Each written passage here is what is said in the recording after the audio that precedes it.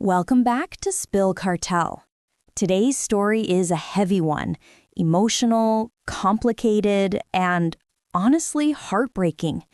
We're talking about a woman who was brought into this world not out of love, but to be used as a savior sibling for her older brother. And now, decades later, her family is demanding something from her that could change or even risk her entire life. She's reaching out because she needs your help, your insight, and your perspective. She wants to know, is she the one in the wrong for refusing to donate a kidney to the brother she was literally created to save? Let's get into it. AITA for refusing to be a kidney donor for my brother. This is a throwaway account just in case, since a few of my relatives know my real account. Forgive the long post, but I think it's best to give some background. I am 32 female, am a savior sibling. Basically, I was made to be used as spare parts for my eldest brother, Jim. He's 37 male. I have another brother, Charlie, who was 34, who was supposed to be the savior sibling, but due to health reasons, he was not a viable donor.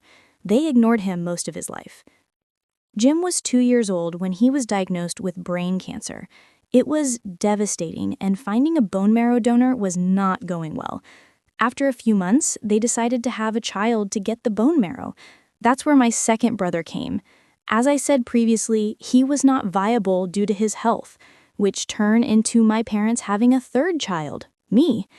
I became the savior sibling starting with my umbilical cord, then bone marrow donation since I was a toddler. If you've seen my sister's keeper, it was pretty similar situation. I spent most of my early childhood just being exhausted. I couldn't go to kinder and early school with other children because from the donations my health was affected. My diet was tailored to be at my best state for the next donation. Around the time Jim was 14, he was declared cancer-free.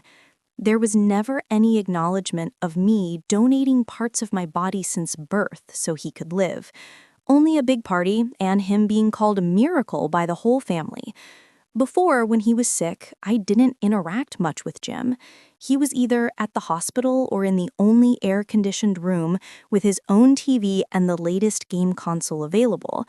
He never really tried to form a relationship with either me or our other brother. Healthy Jim was a nightmare. He treated me like his personal maid, bullied our other brother, constantly hit us, push us, and salt us. Think the most stereotypical bully, and he was pretty much that. Our parents didn't really care. He was the center of their world and the rest of us an afterthought. Whatever he wanted, he got. Whatever the rest of us needed, we had to figure out how to make do. Charlie pretty much took the role of raising me. He started working at 15 and using what little he made so I could go on school field trips, have snacks, and he always got me a present for Christmas. That was my only present for many years. Our parents also didn't help with university, so we both made do with a local university. They were too busy paying for Jim to travel and party to even help without books. Eventually, we both got hired overseas. I lived in the US for a few years, and now I live in Spain and work as a police officer. Charlie lives in Netherlands and is also in law enforcement. Our parents and Jim remain in South America. My parents call maybe once a year during my birthday. I had no contact with Jim for about a decade. Charlie and I visit each other constantly, and I talk to him almost every day. That was our normal, and we all were happy with it. Until about 3 weeks ago, I got a rare off-season call from my parents. They don't call for holidays, so this meant an emergency. I answered, and my mother was crying since the moment I started the call. She told me they were at the hospital after Jim fainted during one of his many trips. Turns out all his partying and vices caught up to him and he's gone into renal failure. He's currently on dialysis, but my old hospital records were still with my parents, and it said I was a match for him to be a kidney donor. My mom told me I needed to be there in 5 days for the surgery. She didn't ask, just told me, like when I was 4 and I cried that I didn't want to be poked and prodded, but she still told me to deal with it. I said no. Only no.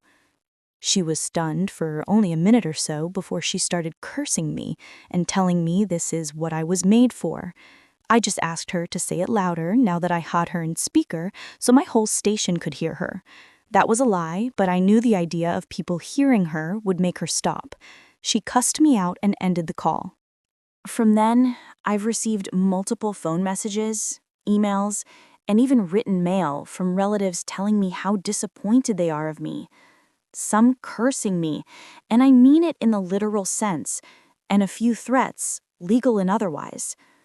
I just delete and throw them away, since I am not really concerned. The issue is, from what I heard, Jim is getting worse really fast, and a part of me does feel guilty. A friend of mine who did go through with a kidney donation knows of what's going on, and asked me if I could live knowing I let my brother die. I said yes, but at the same time, I know that's a lie. The more logical part of me constantly reminds me I am not responsible. He is, from his bad decisions. But the emotional part that has been basically molded from years of being a spare parts child screams for me to book a ticket and head back. So, in the interest of perspective, AITA for refusing to donate to him? Edit to clear something out. Surgery would not have been in 5 days I arrive. I wrote it to keep it short, but there's a lot of testing involved.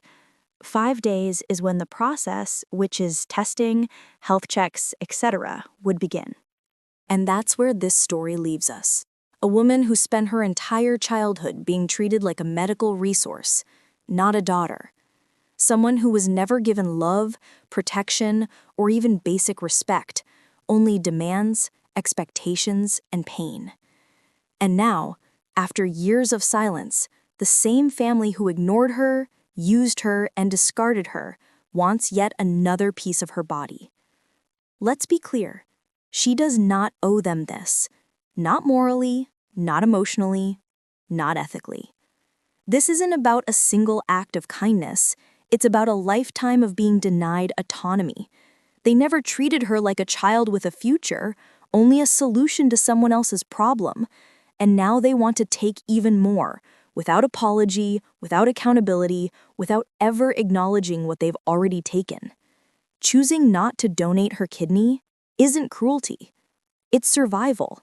It's finally choosing herself after decades where no one else ever did. But of course, this situation is deeply emotional, deeply human, and not easy. So now I want to hear from you. What do you all think? Is she justified in saying no? Or is there another way forward? Comment below and help her out. Your perspective might be exactly what she needs right now. And if you want more stories like this one, don't forget to like, subscribe, and turn on notifications so you never miss a Spill Cartel deep dive.